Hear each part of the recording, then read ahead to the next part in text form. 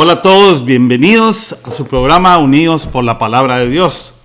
Hoy quiero compartirles algo. Desde hace muchas semanas he estado meditando y compartiendo para que todos aquellos que también sean tocados por el Espíritu y sean redargüidos puedan ir cambiando algunas formas, tal vez algunas tipos y formas de pensar o de sentir y de actuar. Tocados por el Espíritu Santo, porque yo lo que quiero compartirles es algo que el Espíritu Santo ha estado redarguyendo en mi corazón. Y es que estoy revisando más lo que pasa en mi corazón, lo que pasa en mi alma, adentro de mí, que lo que las demás personas hacen, de cómo las demás personas actúan. Estoy viendo para adentro, viendo cómo yo actúo, viendo cómo siento, viendo si algunas cosas que yo digo no son porque tal vez un poco de envidia en mi corazón, un poco de celos, tal vez un poco de rencor, qué sé yo. Yo no solamente estoy poniendo ejemplos, no estoy diciendo que yo pues me encontré un montón de rencores, pero sí estoy tratando de ver mi corazón para que mi corazón esté limpio delante de Dios lo mejor que pueda. Entonces yo te voy a compartir algunas escrituras de algunos eventos de la Biblia para que nos ayuden a nosotros a ver que gente que fue campeona, que fueron héroes de la fe, que también pasaron por momentos en las que tuvieron que revisar su corazón, porque fíjense que muchos fueron así, que hicieron hazañas, que conquistaron lugares y que le fallaron a Dios, y cómo se recuperaron, ¿verdad? Aunque tal vez algunos no se pudieron recuperar completamente. Antes de darle escritura, les comento, Sansón, fíjense ustedes que era un hombre que mataba leones con su mano, que mató 1000 hombres una vez con la quijada de un burro. Era un paladín. Ese sí era un verdadero superhéroe, porque era un hombre consagrado. Fíjense que cuando Dios le dijo a su mamá que iba a tener al hijo, a Sansón, ella era estéril, y ella pues era un milagro, y le dijo: tú tienes que cuidar tu vientre, y no bebas vino. O sea que se tenía que cuidar en su cuerpo para que vinieran a poner al niño ahí. Y le dijo el Señor, porque él va a ser un hombre nazareo, no nazareno de Nazaret, sino nazareo. Los nazareos eran aquellos que se cortaban el pelo una vez y ahí se lo dejaban y se consagraban para Dios. No hacían nada más que consagrarse para servir a Dios. Entonces Sansón iba a nacer nazareo. De hecho nació así. Y estaba consagrado para llegar a ser un juez en Israel, porque antes, en ese tiempo, los que reinaban eran los jueces y no los reyes. Eran la autoridad en el pueblo de Israel. Y pues entonces era un campeón. Y hasta se burlaba de los filisteos, que eran los enemigos, ¿verdad? Se iba al lugar donde vivían los filisteos y ahí los provocaba. Tanto que una vez tuvo que salir corriendo de la ciudad y arrancó las puertas de la ciudad, se las puso en la espalda y salió corriendo. Y se las puso en la espalda para que cuando le tiraran las flechas pegaran en la puerta y no en su cuerpo. Todo un campeón contra los filisteos. Pero tarde o temprano, el amor de una mujer que se llama Dalila, filistea, lo hizo caer. Y lo hizo caer a tal grado que decía que ella hostigaba su alma, el alma de Sansón. Lo tenía cautivado de tal manera que tarde o temprano le reveló el secreto de su fuerza, que estaba en sus trenzas, en su cabello, y las terminó perdiendo. Y terminó, por decirlo así, de payaso de los filisteos, porque lo ponían a empujar una piedra grande de molino, que era un trabajo de los burros, y a él lo tenían ahí, toda la gente riéndose. Y además de eso perdió los ojos, perdió la visión, yo creo que cuando uno le falla a Dios y no se recupera, hasta termina perdiendo la visión de su vida. Al final, pues él le empezó a crecer el pelo. El pelo es una figura también de la cercanía con Dios. Él perdió el temor a Dios. 7 cadejas, 7 trenzas tenía, que casi lo podíamos ver, que él funcionaba con los 7 espíritus que el Señor habla en Isaías. Pero uno de esos es el temor a Dios, lo perdió. Y al perder el temor a Dios, y eso es, ¿por qué fue eso? Porque él podía controlar su fuerza. Al final le dijo a un niño, acércame a las bases, a los pilares de esta casa. Y entonces las empujó y se derrumbó la casa y dijo, muera yo y mueran los filisteos. Dice la Biblia que mató más filisteos cuando murió que cuando estaba vivo. Murieron como 5,000, pero ahí murió él también. Entonces, ¿qué fue lo que pasó? Que Sansón podía conquistar todo lo que estaba afuera. Podía tomar de lo de afuera como él quisiera con su fuerza. Él podía dominar todo lo de afuera. Pero lo que no pudo dominar y no pudo conquistar fue su propio espíritu. Entonces les voy a leer una cita bíblica que está en Proverbios 16:32. Fácil, ¿verdad? Porque 32 es el doble de 16, para que nunca se les olvide. Proverbios 16:32.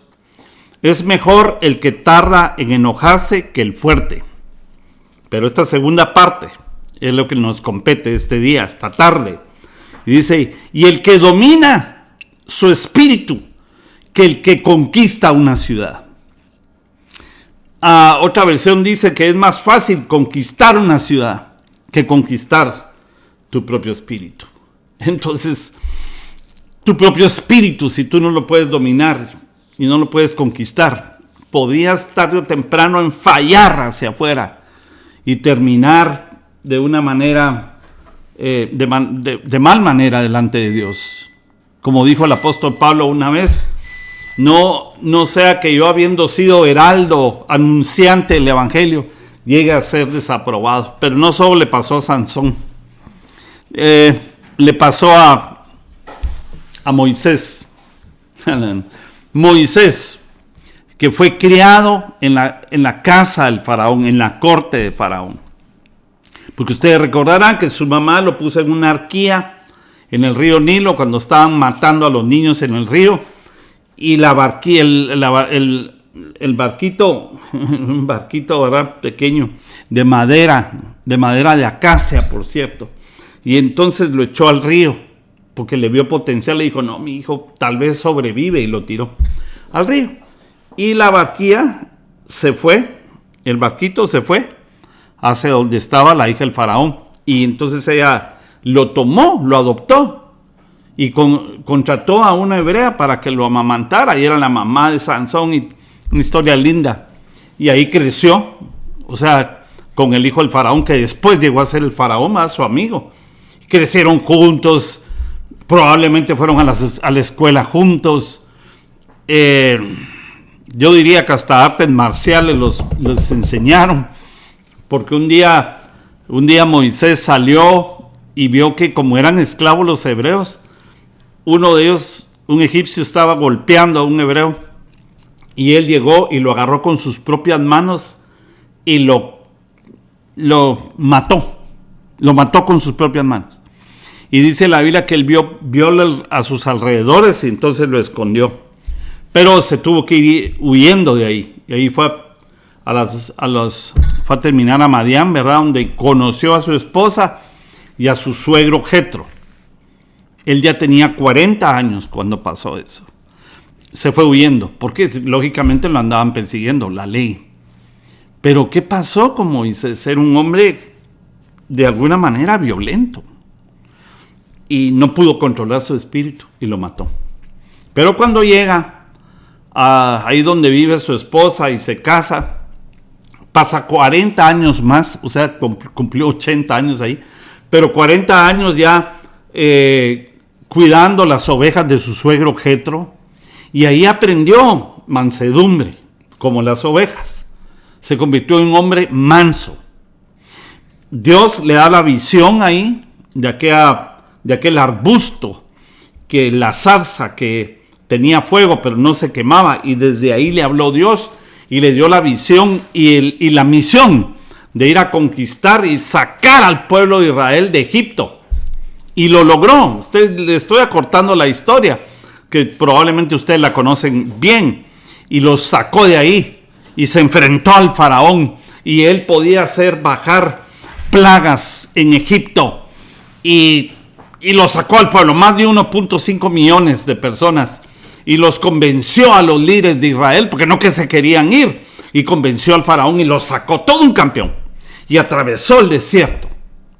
Y es más, ahí en el libro de Números capítulo 12 aparece cuando su hermana se rebela contra él y le da lepra, porque Dios lo puso como líder, y ella, pues como era la hermana mayor, creo que podía haber dicho, bueno, este es mi hermanito, me tiene que obedecer, pero ahí Dios es el que había puesto a él, no a ella, ni siquiera a su hermano Aarón.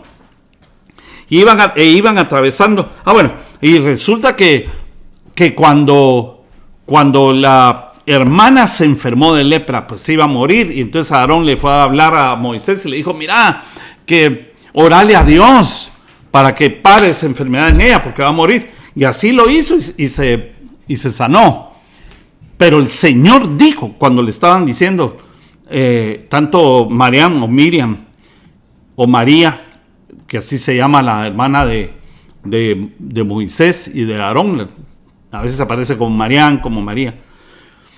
Entonces, cuando le estaban discutiendo a Dios, Dios les dijo, si yo le hablo a cualquiera con los profetas, por medio de profetas, pero a Moisés yo le hablo cara a cara. Y dijo, él es el hombre más manso de la tierra. Entonces, después de haber sido violento, haber matado al egipcio, ahora es el hombre más manso de la tierra, referido por Dios. Y entonces siguieron su caminar por el desierto, y bueno, ahí pasaron 40 años más. Y él llegó hasta la orilla con todos, siendo el hombre más manso de la tierra.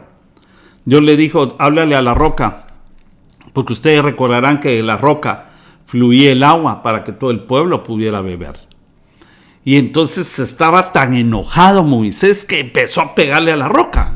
La golpeó 2 veces, que no le había mandado el Señor a hacer eso. Y porque se le salió otra vez lo violento, después de ser el hombre más manso de la tierra, se le salió la violencia. No pudo dominar su espíritu. No lo pudo conquistar. Entonces el mismo Señor dijo, tú no vas a pasar a la tierra prometida. Y aunque un buen hombre, el gran siervo, el gran líder que ha tenido Israel, el hombre al que le dieron la ley, no pudo pasar a la tierra prometida. Tanto que el Señor dijo a Josué, mi siervo Moisés ha muerto, te toca a ti pasar a este pueblo del otro lado. ¿Por qué se perdió eso? Si él lo vio de lejos, se lo perdió. Se lo perdió porque no pudo dominar su propio espíritu. No pudo conquistar su propio corazón. Aun cuando había conquistado y obtenido la victoria de sacar al pueblo, porque prácticamente tomó el dominio ahí en Egipto. Lo que él dijo, eso es lo que se hizo. Y en todo el desierto, a todos los pueblos que se pusieron enfrente para detenerlos, los derrotó. Conquistó el desierto, pero no pudo conquistar la tierra prometida, porque no pudo controlar su corazón. De ahí está ahora también Pedro. Es que yo les estoy poniendo ejemplos de los grandes, para que vean que tarde o temprano ustedes pueden ser tentados en eso. Ahora, ustedes y yo tenemos una gran bendición y una ventaja sobre ellos, para poder controlar y dominar nuestro propio espíritu, para que no nos traicione y nos quedemos tirados en el desierto. ¿Cuál es nuestra ventaja? Que tenemos el ejemplo de ellos. Es mejor aprender de ellos que aprender de nuestra propia experiencia. Muchos dicen, no, pero yo tengo que equivocarme.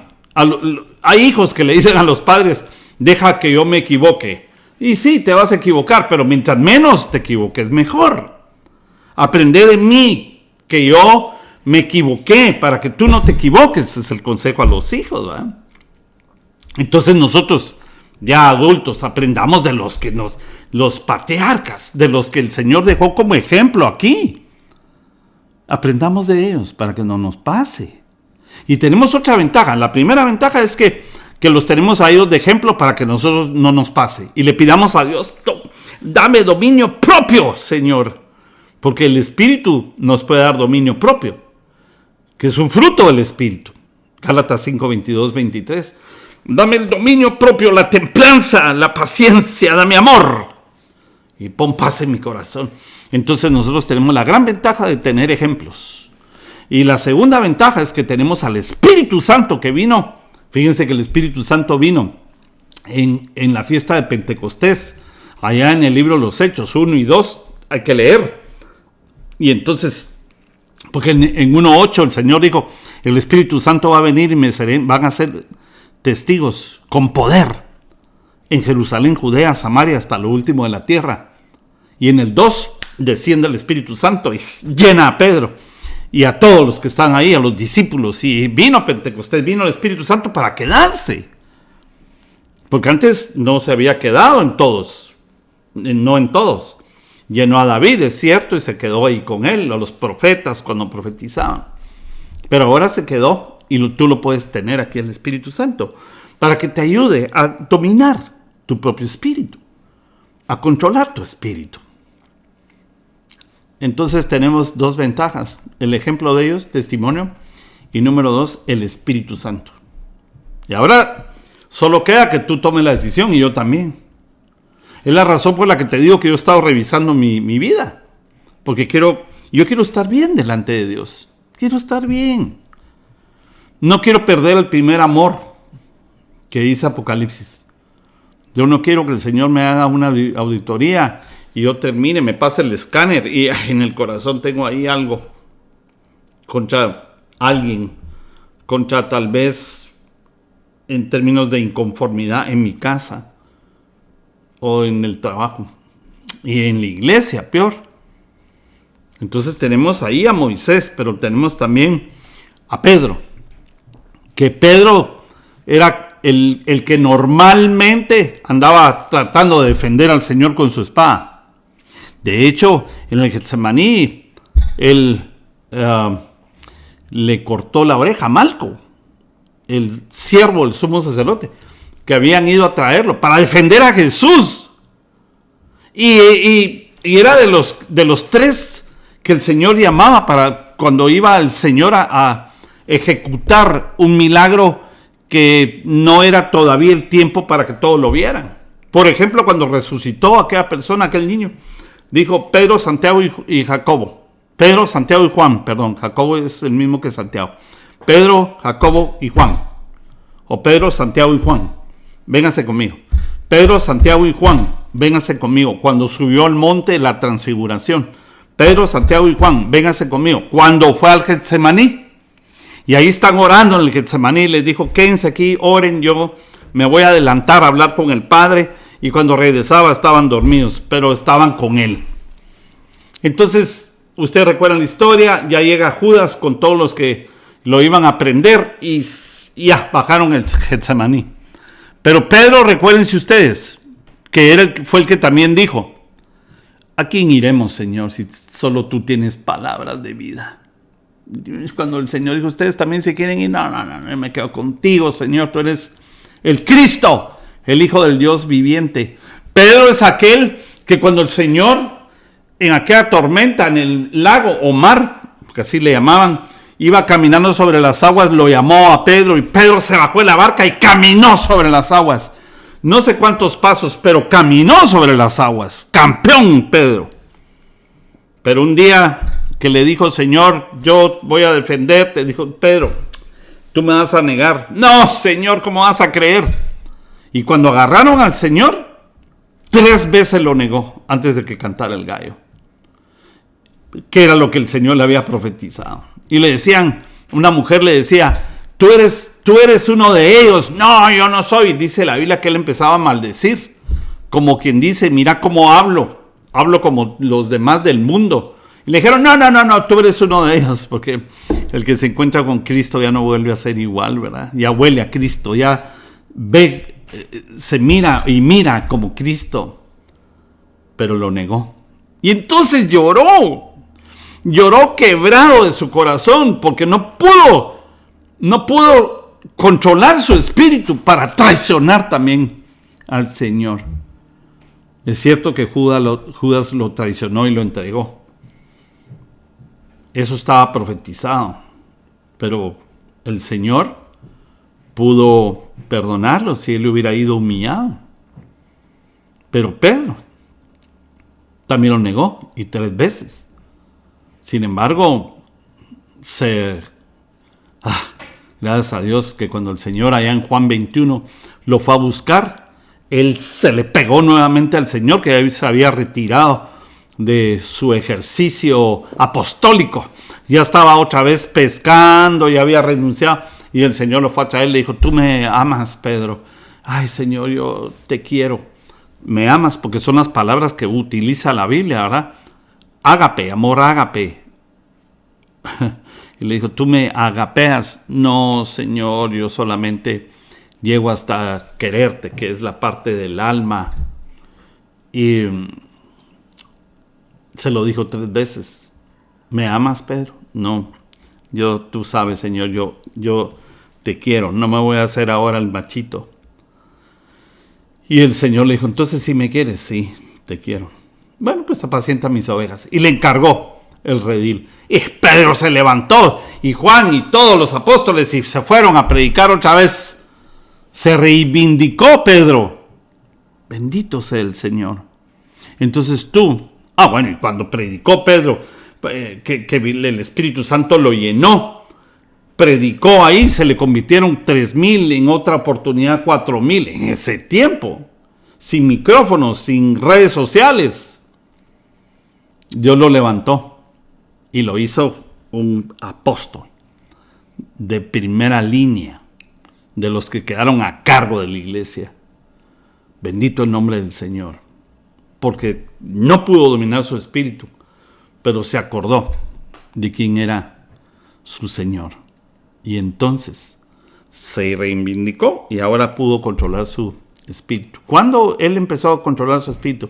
Cuando el Espíritu Santo descendió y se metió en él.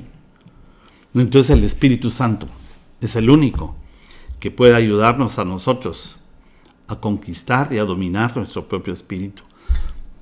Es más fácil conquistar una ciudad, es decir, conquistar en tu trabajo, dominar tu trabajo, dominar tu deporte, dominar la adversidad contra el enemigo y todavía reprender espíritus inmundos, y el diablo ya ni lo molesta, pero el espíritu propio puede convertirse en el peor enemigo, y lo que necesitamos es buscar dominarlo. Pero la única forma es que el Espíritu Santo venga y te ayude. Que no te pierdas tú tus promesas, ni te pierdas tu tierra prometida que el Señor tiene para ti. Porque Él ha prometido algo para ti, a cada uno distinto. No te lo pierdas, sino busca dominar tu propio espíritu. Déjame orar por ti. Padre, en el nombre de Jesús, te damos gracias a todos los que estamos aquí reunidos no físicamente, Señor, pero en el ciberespacio, y que nosotros podamos, Señor,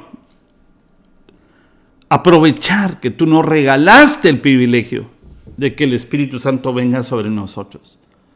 Ayuda a mis hermanos y a mis hermanas, ayúdame a mí, que tu Santo Espíritu nos dé el poder y la autoridad sobre nuestro propio espíritu, para poder decir que nosotros logramos dominarlo y logramos controlarlo y conquistarlo. En el nombre de Jesús te lo pido, Señor. Dale la victoria a mis hermanos y a mí. Gracias, Señor, en el nombre maravilloso de Cristo Jesús. Que Dios te bendiga. Hasta la próxima.